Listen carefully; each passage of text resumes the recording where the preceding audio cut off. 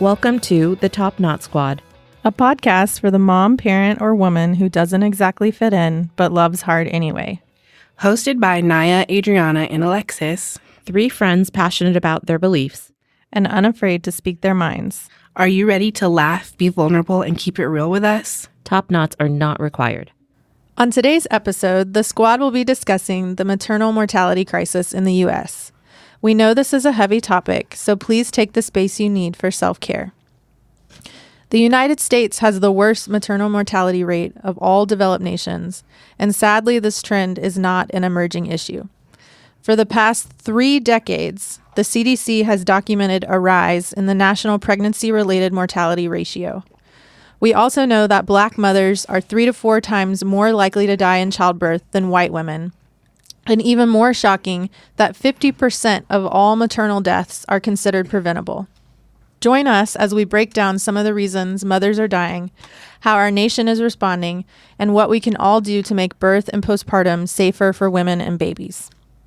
We also didn't want to tackle this topic alone, so we've brought in an awesome TKS guest to help us explore this important issue. Her name is Courtney Butts, and she's my friend. She's a licensed master social worker and a certified doula in Dallas, Texas. So thank you for coming all that way. She's also the programs director at an area domestic violence agency where she's responsible for the development, planning, and coordination of violence prevention services. She has coupled her passion for working with survivors of domestic violence with her love of pregnant women and is on a mission to lower the maternal mortality rate for Black mothers. She's also the mother to a sweet baby boy and is a dear friend of mine.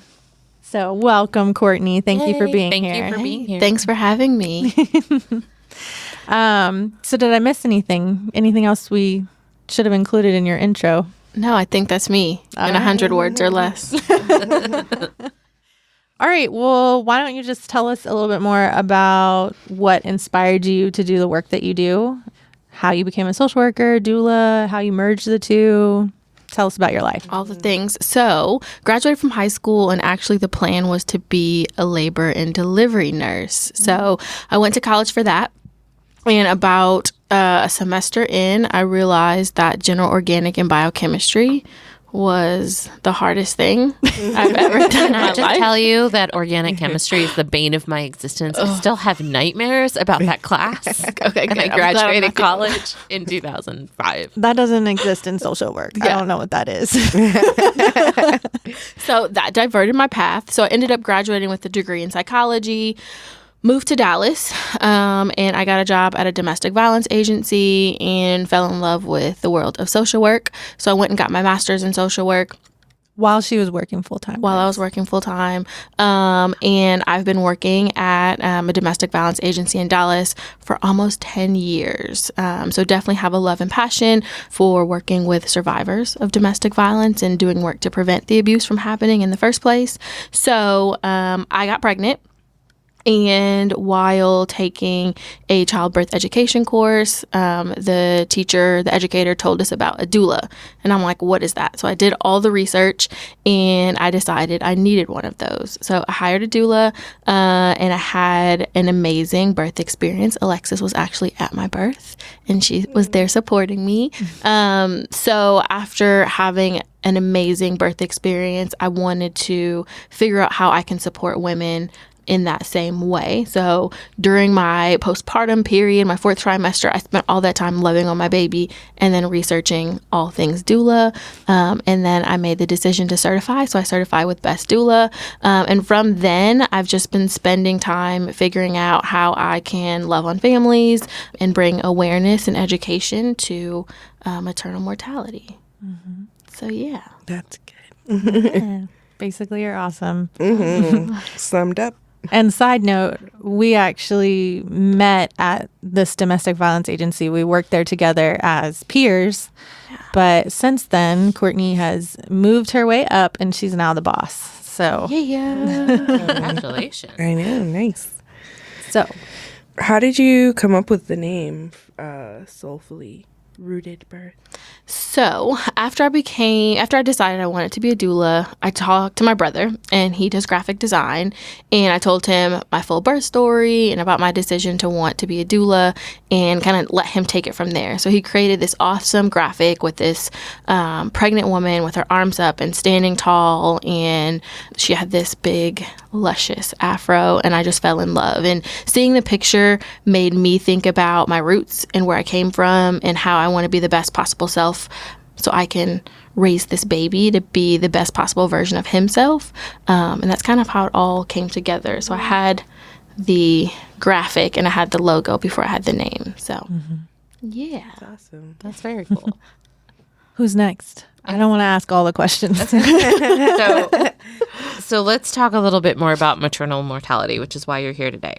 So we know that racism impacts the disproportionate rate of maternal deaths among Black mothers, but how do you think this reality is received in the birth and postpartum communities? So I think, as Alexis said in the beginning, Black mothers are 3 to 4 times more likely to die with pregnancy-related causes compared to white women. So if I think back for me, before getting pregnant, I never thought about maternal mortality. Like, it wasn't on my radar. I wasn't thinking about it. My friends weren't talking about it. So getting pregnant, I started diving deeper in research and figuring out if I wanted to go with the OB versus a midwife, who I wanted in my birthing space. And I found the stats, I found the studies, and I learned that women and babies are dying. So becoming a doula, wanting to prevent that from happening through working with these families, I think that, thinking about maternal mortality, it starts with acknowledging the problem. So being able to know that women are dying, babies are dying, and that we have to do something is the start to that. What about specifically knowing that Black mothers are dying at a higher rate, and also knowing that the birth world is full of predominantly white support people, care women. providers? Yes. How do you think they are perceiving that reality? I think it depends. So some people that I talk to, talking to white birth workers, that some of them are on board and they're like, I want to make a change and I want to do the things and I'm aware and help me help the community. But then there's some birth workers that I've spoke to that are like, this isn't really a problem. Race isn't an issue. Racism doesn't exist anymore. Whatever. So you get both sides. And I think, and I hope that with conversations like this, we're raising awareness and letting people know that it's true. It's happening. We have to do something. I'm curious. So again, like, knowing that the major problem is racism, which is being committed by the majority white care providers, support persons that are in this realm caring for women in this stage. So that requires them to do work. One thing that has come up a lot as far as solutions go with this issue is doing like unconscious bias trainings. So bringing that into hospitals, bringing it into med schools, and all of those professionals seeking out that type of training. Do you feel like that's going to be effective? Is that going to get to the root of the issue, or are we still going to be where we're at now? I think eventually it will. I think when it comes to maternal mortality and anything surrounding race, you first have to acknowledge and then unpack your own bias. So acknowledging that every single one of us has a bias and acknowledging that, and then taking action to do something about it. So surrounding yourself with other people that are going to lovingly call you out when you're acting in that bias is important. Researching, educating yourself about what's going on in the communities that you're serving, that you're living in, that your work is impacting, I think are all starting points to really getting at the root of the issue. So you just mentioned something about kind of unpacking our own biases. How does one go about doing that? Like, do you need a group of, again, people like you mentioned, to lovingly call you out when you're acting upon them? Or is there like a literature that one can go out and seek out themselves to find and read, or websites and blogs, things like that? You don't have to name specific resources, but how does one even start to work through some of the biases? And we're talking, like in the Enneagram episode, we talked about breaking 30 some odd years of behavior, it's kind of the same thing that we're going to be, or that one would be doing with their with unpacking biases. So I think it takes real work, because what you have to do is look inside yourself. And I think it's one of those things where I would challenge people to go throughout the day and really just think about the actions that they take. So you're walking down the street and you see a person coming towards you and you make the unconscious choice to cross the street. Like, thinking about that, like, I crossed the street because what? Did I do that? Right. And then, like, I think something like that. So going throughout your day and just thinking about, why did I make that decision? Why did I decide to get coffee at McDonald's instead of Starbucks? There could be a reason, there couldn't be a reason, but really, I think that's the beginning, is really thinking about the choices that you make. And then from there, you may see a pattern as to why you choose to do what you do, or think the way that you think. I think that's a really good and easy first step for a lot of people to take. That doesn't seem so overwhelming, because, I mean, let's be honest, at night I'm laying in bed thinking, kind of rehashing the day in my head. But now I can just think, well, why did I cross the street or whatever when I saw somebody walking towards me and all that stuff? I think another starting place might be educating ourselves on history. Yes. And so, especially related to this issue, educating ourselves on the history of reproduction and how people were held back and harmed. And if, as a white person, I didn't have this lived history. My ancestors did not live this history. So I'm very far removed from it. For a person of color, they have that. It's been passed down from one generation to the next. They're a lot closer to it. So there's a lot of work to be done there too, to like recognize these things were happening from the beginning over time, and I need to understand specifically what those were and how I might be contributing to that continuing to be practiced in our modern world. Yeah. I don't know how you feel about that. Yeah, so I think when people talk about maternal mortality rates and the disproportionate number of African American women dying, a lot of times when I ask people why they think that's happening, they talk about the lack of resources, not having the money or the access to doctors and fresh foods and all the things. And yes, that happens, but that's not the main reason. If we think about the history, as Alexis mentioned, and, you know, going back to the quote unquote beginning of African people being brought to this country, they were treated as property. And if we're thinking about specifically Black women, they were wet nurses, for example, for other people's children, not by choice, but because that was what they had to do. Right. And their bodies were poked and prodded and experimented on. And, you know, that led to this distrust of medical system and doctors and all things related to that. So, you know, that is something that's passed down, where my grandmother didn't want to go to the doctor, and then her grandmother didn't want to go to the doctor because, you know, not knowing if that doctor was really going to treat you or see you or use you as an experiment. Right. So that gets difficult, and that's something that isn't always conscious. That, you know, I realize that I don't want to do this because of what was passed down, and that becomes tough. Which that also kind of relates to, we had a note here talking about recently the celebrities that have kind of come out about their experience with birth trauma. So Serena Williams, Beyonce. Was it Judge Hatchett? Her yes. daughter passed away after a C-section, and because Her daughter-in-law. Thank you. Yeah, passed away because of nobody took her complaint seriously, basically. Yeah. Yeah, her name's Kira. Thank you. She has you can follow that Instagram for Kira for Moms. Her husband Charles is like, when I went to DC to lobby, he spoke. And so he was kind of like the leader of our pack. And so he shared his story, and then we went and talked to legislators and told them to stop letting mothers die.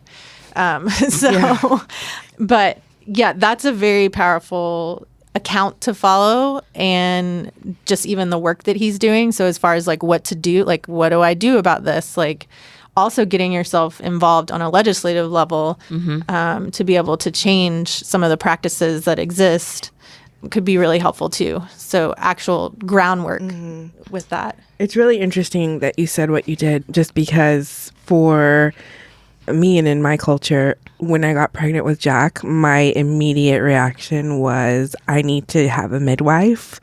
and I don't want it in a hospital, and I don't want a doctor, and I don't, because it's like a big red flag of danger.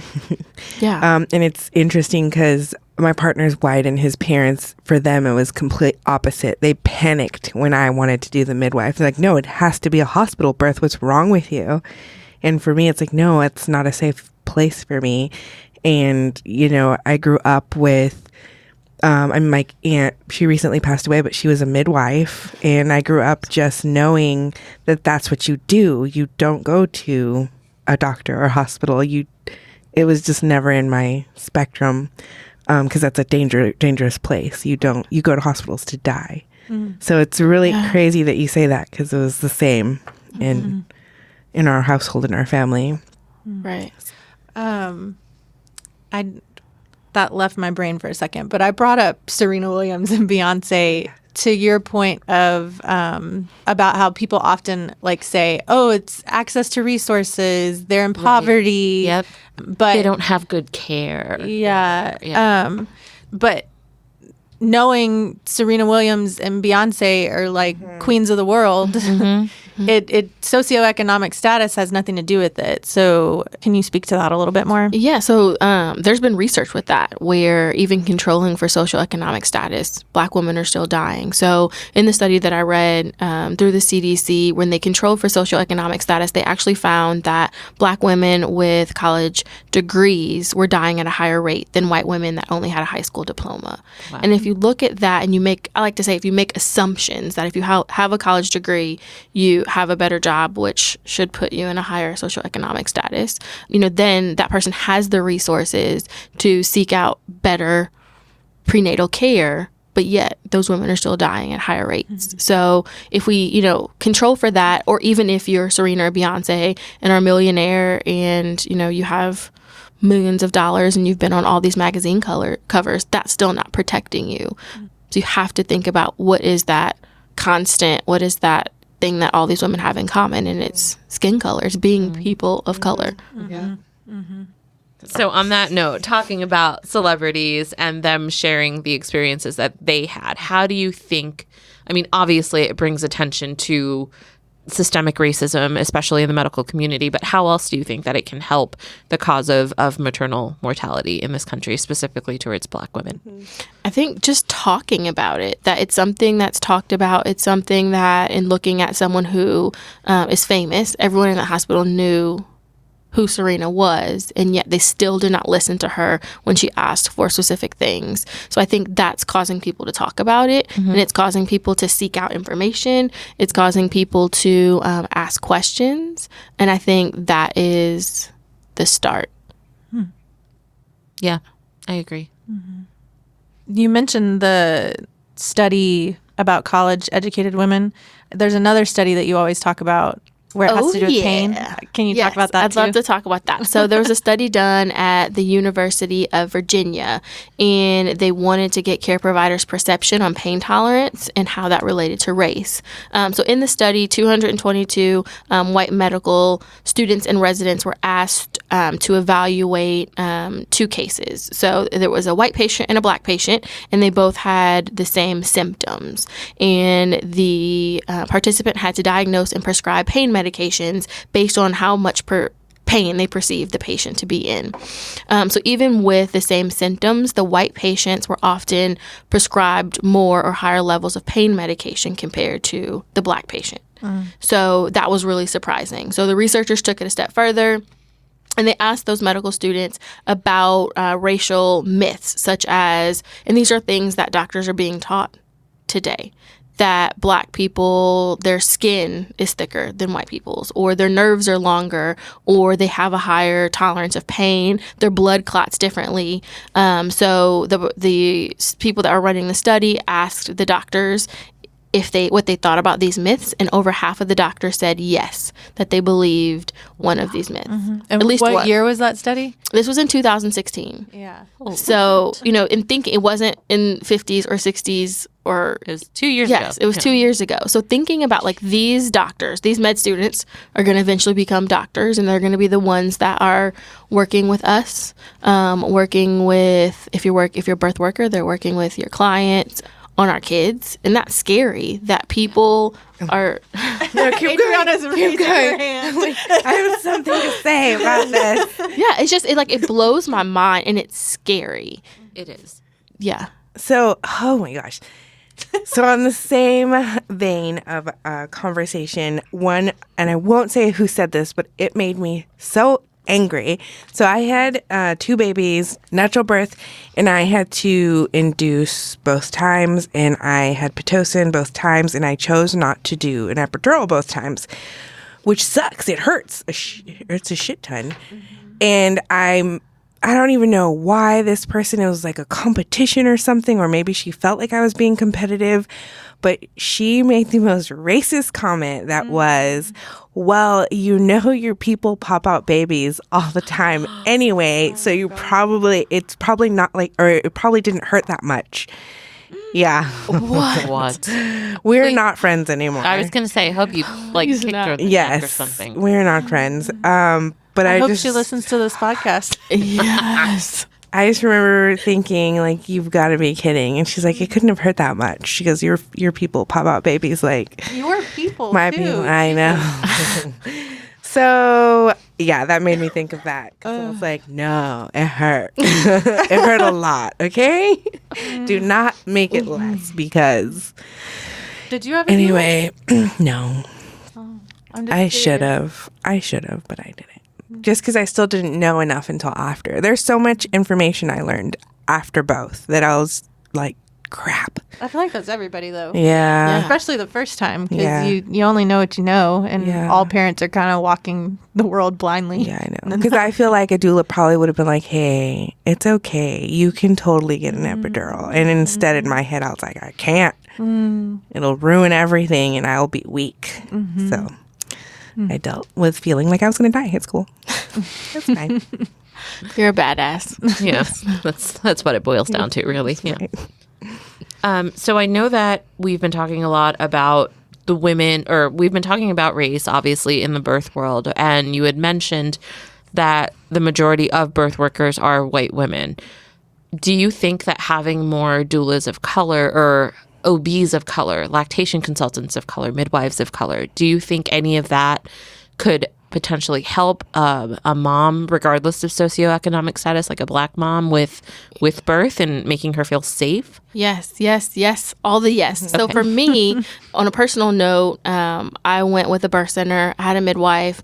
And as I was preparing for my birth, I knew that every person in my birthing space was going to be white. And that was difficult for me. And, I didn't feel the need to change providers. I loved my midwives. I loved my birthing space. But I knew that I wanted to find a doula that looked like me and that understood me and where I was coming from. And I interviewed lots and lots and lots of doulas. And for me, the doula that I went with, that I hired, was amazing. But her being Black was the icing on the cake. And that I felt like she could get me. And it made me feel another level of safety, that she was my sister and she was going to look out for me. And that made me feel even more comfortable. And I know that that led to me having a successful labor and delivery. So for me, I work with all families. I definitely have a passion of working with families of color, to be able to be there and be a familiar face and be someone that understands what they're saying and understands where they're coming from, and then also understand their fears and understand what the statistics say, and like how can we negate that, and how can we have a healthy baby and a healthy mama. I think I read a stat that like 2% of midwives are Black. Is that true? I don't know about nationally, but I know in Dallas, there's not that many of them. I know up until a couple of months ago, we had 2. And now your doula is becoming a midwife. So my doula is becoming a midwife. And then I think recently a couple of other women became, Black women in Dallas have become midwives. But it's a push that it's something where like we need more providers, OBs, nurses, like you said, midwives, doulas of color. So, I mean, in Dallas, they're pushing. There's women that have campaigns to raise awareness, campaigns to raise money, and saying that like we need them in our community. I know there's one that I bought a T-shirt from. And Dope moms need dope moms. Need dope moms. Yeah. What is her name? Barbara. Barbara. Yeah. At Tiny and Brave on Instagram. Yes. Yeah. I was like, Yeah. I will happily buy your t-shirt. Do it. Yeah. And then just kind of on that note, this was something that was actually talked about in a lactation conference I went to recently in Dallas. And it was talking about how it's important for women to see women that look like them in all the birth photography that, goes around on social media. And even in stock photos of women birthing, they're white women. It's not women of color. Everything. And in lactation, like whenever we see a colored photo of a breastfeeding mom, or at least up until very recently, most of the pictures were of moms with this beautiful alabaster skin and pink nipples. I have tan skin and dark brown nipples. Yeah, me too. And I've always felt a little self-conscious about that because I never saw brown nipples in pictures. And I remember after my oldest was born, we had breastfeeding pictures taken before he weaned. Like he was maybe 18 months or so. And so I wanted pictures because I knew our time was slowing down. He wasn't as interested. And I was like, this was really special to me. It defined me in so many ways, and I want to commemorate it. So my friend took pictures of us, and she's like, you can see a lot of areola here, but I absolutely love it because it's brown and it's not pink. And she's like, I really want to share this on social media in color. Are you okay with that?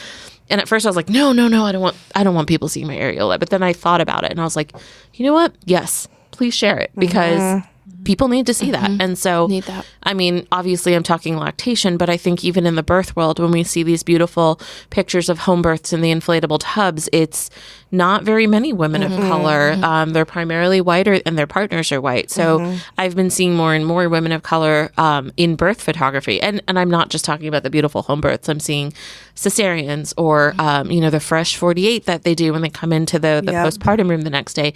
And I'm seeing these beautiful families, and I'm a woman of color, but I'm not Black. And I can appreciate it at a level for sure. Maybe I know I don't relate to it the same way that you would, Courtney, but I definitely can appreciate it. And I kind of like what I'm seeing with more and more women of color just being out there and being open to sharing their experiences, whether it's with lactation or baby wearing or cloth diapering or whatever it is that's traditionally thought of as, oh, this is what white women do. So I kind of love that. Aren't the stats for breastfeeding disproportionate? Let me tell you, I have that pulled up on my iPad right now. Yes, they are disproportionate. The initiation rates, and this is from a CDC study that analyzed data, I think, between 2011 and 2015. And so the initiation rates for white women were 81.5%. Initiation rates for Hispanic women were 81.9%. And the initiation rates for Black non-Hispanic women were 64.3%. And the rates of breastfeeding at 12 months, it goes from 64.3 to 17.1. And for white and Hispanic women, for white women, it's at 30.8% at 12 months. And for Hispanic women, it's 26.3%. So, I mean, it's about half of what it is for white women. And I don't ask that because I know this can also go into uncomfortable conversation of like breast is best, and then there's like judgment of you can't bottle feed, you have to breastfeed, but that's not true about the movement to change some of those numbers. What's important there is that not only are mothers dying, but babies are dying disproportionately, and there is a link with that and the infant mortality rate, right? Can any of y'all speak to that? Yeah, no, there's definitely a rate. And so the initiation rates are very high, but the long-term rates are very low. I just read some of those out to you. And so there is some thinking that, or there's a correlation rather with the low rates of initiation, the high rates of infant mortality, and infants just not being able to survive. And it's predominantly happening with Black babies, really. And there's lots of thinking as far as why. A lot of it does go to systemic racism and biases that care providers and lactation consultants will have. I know since I'm an outpatient lactation consultant, I typically see moms after they've left the hospital. And I've had I've worked, unfortunately, with very few moms of color, and that makes me sad. But the moms of color that I have worked with, they have said things like, well, the lactation consultant in the hospital just assumed I didn't want to breastfeed. Or they kept trying to give me formula and get baby out of my room, even though I had wanted nursing in there. Is that what you were going to say, Triana? Twice. That happened to me both times. Yeah. They just assumed. And so it's a lot of assumptions. There was a story, again, on the celebrities kind of speaking about their experiences. Keisha Knight Pulliam from The Cosby Show, she had an experience where a woman... a nurse came in after she had her daughter, I think, and the nurse was like, oh, well, let me find some resources for you. Here's some great WIC resources. This is who you can... And so this woman made lots... God. And the nurse was a white lady, and the nurse made lots of assumptions about her socioeconomic status, not knowing who she was, not knowing that one, lactation care is often covered by insurance companies, but that's a podcast for another time. But anyway, so this lady made a lot of assumptions, and she's like, I'm not on WIC. And the woman was like, oh, okay, you're not on WIC. Well, we can get you signed up, blah, blah, blah, blah, blah. And she was like, that's not what I'm saying. You're not listening to me. And so she came forward with her story. And I remember that there was a lot of like, yeah, that happened to me too. That happened to me too. And, oh, they kept trying to give my baby formula in this and, you know, do things to really derail the start of breastfeeding during those first couple of days that are really, really important. And so I think a lot of it does go back to just biases that people have. But there's the last week in August is known as Black Breastfeeding Week. It's the August 25th to the 31st. And it's a focus on why the rates of initiation and duration of breastfeeding among the Black community are so low. And so there's different celebrations that are done here in Austin as well and all over the country. But really, we focus on why it's so low and what we can do to change that. And every year they have a different theme. And this year's theme was Love on Top, which is also a great song, but that's another story. And so the theme was Love on Top. And so the meaning behind that theme is that we do everything in love, or Black moms do everything with love. They feed their babies with love. They take care of their babies. They nurture their babies with love. They do everything through love, whether it's in a happy sense or in a sad sense of loss. And I remember when Black Breastfeeding Week started getting big a couple of years ago, there was a lot of pushback from white women, a lot. And it's like, why can't we have White Breastfeeding Week? I'm like, because the other 51 weeks of the year are White Breastfeeding Week. And even like on my own Facebook feed, I'd post things and people would be like, why isn't there a Asian American breastfeeding week? Like I'm like, well, start it. Like, let's start it, and I'll sit back and I'll shut up and I'll listen to what specific issues you face with breastfeeding, and I will learn from them, and I will try not to make those assumptions or make those mistakes with my clients, and also just kind of spread the word. But there was a meme going around. It was of Robert Downey Jr. like exaggeratingly rolling his eyes, and it's like when somebody asks when White Breastfeeding Week will be, and I was like, yeah, that is how I feel. But yeah, just to get back to your original question about infant mortality, there's a high correlation. Sorry, I'm tired today. There's a high correlation of the lowered initiation rates of breastfeeding with infant mortality. And there's, again, that would be like a whole podcast for another time about why that happens. But the two work so closely together. And I think it really just does boil down to a lot of implicit biases and maybe unconscious biases that medical providers and birth support people may carry with them, and again, just make assumptions without knowing the whole story.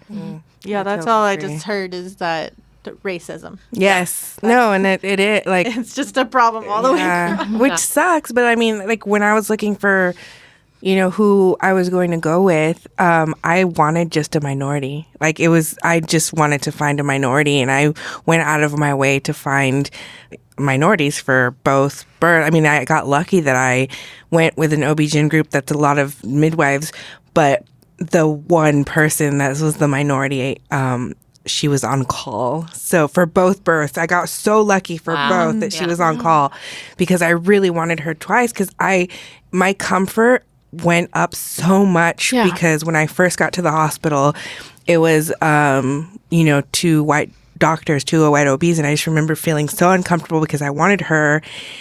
And the first time I didn't even know if I wanted her. I just didn't feel comfortable until she came into the room, because then I felt like, okay, she's going to understand my situation a little bit more. And I made sure to, when I had to have a what is it, like a high risk doctor? I forget what they're called. MFM. Yes, yeah. I wanted also a minority, and it's really funny because my OB ended up being, she's Indian, Dr. Paparia, and then my MFM is Sikh, so he had like the turban and everything, and I was like, I love this because I know that right now, the space that I'm in, because when we found out we were pregnant, Trump had just been elected, and just that animosity and that hatred towards Mexicans was so high. And I was just like, what am I doing right now in a city that claims to not be racist? But I know that a large part of it is very racist. Yeah. So it was just such a relief to have two minorities. Totally. When I work with, so I posted on my Instagram that like, whenever I work with a South Asian mom and she's breastfeeding, I do like a mental cheer in my head, because in Indian culture, it's changing now. But when I was a baby, like only poor women breastfed. You don't breastfeed if you have money, if you're rich. Poor women do that. Buy formula. It's better. And, there's so many stigmas and so many things attached to that. And so for me to see a woman of my age who, let's be honest, probably wasn't breastfed because of thoughts like that and pervasive thoughts like that, for her to breastfeed is like, I do a silent cheer in my head, and then I'm like, oh, I'm Indian too, and this is what we can do. So I think letting them know of my background kind of helps me connect with them on almost on that level too. Like, I know what you're going through. I know that you may have, your husband's mom may be here and she really has a particular way of how she wants to do things, and you need a little bit of help in standing up to her or in making sure that.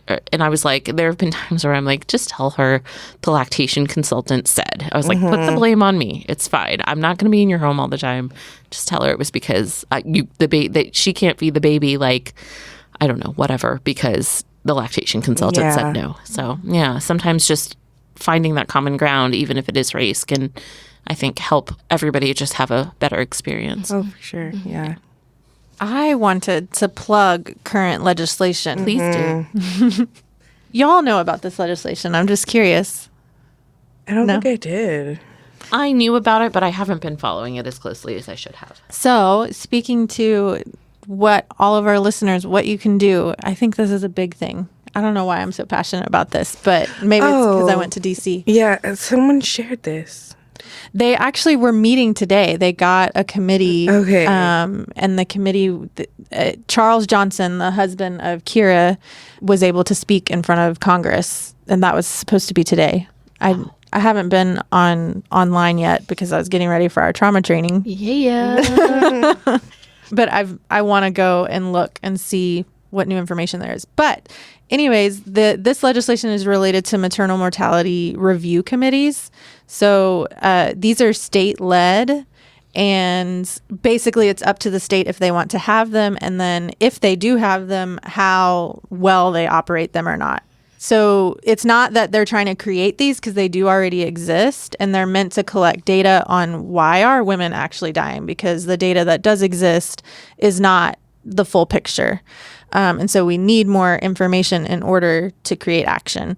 And so this legislation, HR 1318 and S 1112, is going to strengthen that and provide more funding for those review committees. It's going to require each state to have one, and then to make sure that they have people running them and that they're running them effectively so that we can collect that data. I think that's great. So how do people support that? How do they reach Talk out to your their people? Yeah. Okay. Well, one, register to vote. Vote for, well, you're not voting for that legislation. Vote for people that will support this legislation. Yeah. And also, if your person, I'm tired too and drawing a blank on what the fuck they're called. Representative. A representative. You're good. Your people. Also, make sure that your representative supports this bill. Yeah. So, what, you're going to say something? Oh, no, I agree with that. I think that's important. Again, doing the research, being aware of what legislature is out there, and then who's supporting what. And then it's really easy to contact your representatives. I've walked around the Capitol in Austin talking to groups of grown men about boobs and breastfeeding. So if I can do it, any of you can do it. And so if you happen to live where your state representatives have offices, stop by their office. As a constituent, your voice matters. And even if you email them, if going in person is just too much for you for whatever reason, You can email, you can call, you can leave a message saying, my name is Jane Doe and I live in Senator Smith's district, and I really want to make sure that he supports these bills because of X, Y, and Z. Even if you talk to a staffer, they have to take down that note and report it to the representative. So call them, email them, go visit them if you feel up to it, and just arm yourselves and tell them why it's important and why they should listen to you as somebody that they represent. If you go to marchformoms.org, they actually have scripts for that. So makes it it's super easy. Super easy. Just copy and paste. Back to you, Courtney. I'm sorry. I feel like we have hijacked this conversation. No, you're fine. No. You're good. I love it. What do you feel like are final words on this topic? I think I want to end it on a high note and talk about what can we do to make these changes and stop our mamas from dying. And I think there's big things and then there's very simple things. So I think that if we are talking about it, if we are sharing on Facebook an article that comes up, that's getting people talking about it, that's raising awareness. I feel like that's something that's simple to do. Going and doing the research, going to lobby, going to find out, who's supporting these legislatures, who's against it, and again, sharing that information, and then voting to get in people that are going to support what we want. That is huge help. The hard work of acknowledging your bias, unpacking all that crap that you have, like I said, surrounding yourself with people that are going to call you out on it is important. Acknowledging that racism exists is important, because if we say that color doesn't color the world and that, I don't see color, we're all like colorblind. That's disgusting. Don't say that. I hate that too. So bad. Because my color is who makes me who I am. And if you're saying that I'm colorblind, then you don't see me for who I am. And my culture is important to me. So unpacking all that crap that you have is important. I think going out into communities where these women are dying and offering your services, saying, hey, I'm here. I want to support you. What do you need? Is huge. And so many times when I say that, people are like, well, does that mean that I have to discount my services? No, it's not a money thing. For some people it is, both black and white, and all cultures and communities. There's people that are more well off and that can afford all the things, and there's people that can't. But going into a community that is predominantly black and offering services doesn't mean that you have to give away your services. That it's not about money. It's about opportunity. It's about education. I didn't know a doula existed until I was like 30 weeks, So it was that education saying like, this is what a doula can do for you and here are the benefits. Simple as that. So I think a lot of those things are simple things that we can do. We can take some time out of our day, press share on Facebook, Google statistics, raise awareness, start conversations, and all those things can save lives. Can I add one thing to that? For sure. If doing all of that stuff really scares the hell out of you, for whatever reason, 1, unpack that bias. 2, donate money. There's plenty of organizations out there that are doing so much good work, but need funds in order to keep doing the work that they're doing. And so we've got a couple of them listed here if you want to go over them. Here locally, there's Black Mamas ATX. They hosted in March, I think, just kind of a general community event titled Showing Up for Black Mothers, where they kind of highlighted this issue, explained what was going on, and then started the conversation of, okay, let's strategically actually start planning steps of how we're going to fix this. And so since that event in March, they have had various strategic planning meetings. So you can go. I went to a couple and actually sign up for specific things to do. And they included a lot of what you just said, Courtney. They kind of split it up into legislation, community, healthcare, and what specific things can we be doing and targeting in these different areas. And then you could sign up for that and actually go do the work to do that. So they received a grant from St. David's Focus on the 4th, but that's time-limited money. Yeah, that's finite. Yeah. So plus they need the manpower. So it's not even just the money. They need people showing up, actually going into the community and participating in the work. And then I also mentioned March for Moms. They're a big legislative piece. So if you want to know more about legislation related to maternal health, They have a lot of information listed there. You can also, that's how I found out about the lobby days and went to DC. They do that every year. So that's something that you can participate in. And then I'd like to plug our training. Yes, for sure. Please do. Do you want to say a little bit about what we do? Yes, I do, but I want to go back in Dallas since that's where I am. Oh, sorry. Abide Women's Health, abidewomenshealth.org. Bethany and Cecily are doing great work with Abide, and they are working to improve birth outcomes in communities with the lowest quality of care by offering healthcare services that are easily accessible and evidence-based and free from judgment, which I think is huge. So they're down in Dallas, loving on mamas, loving on families, and just wanting to do whatever is needed to improve those birth outcomes. So wanted to plug them. I love them, doing great work.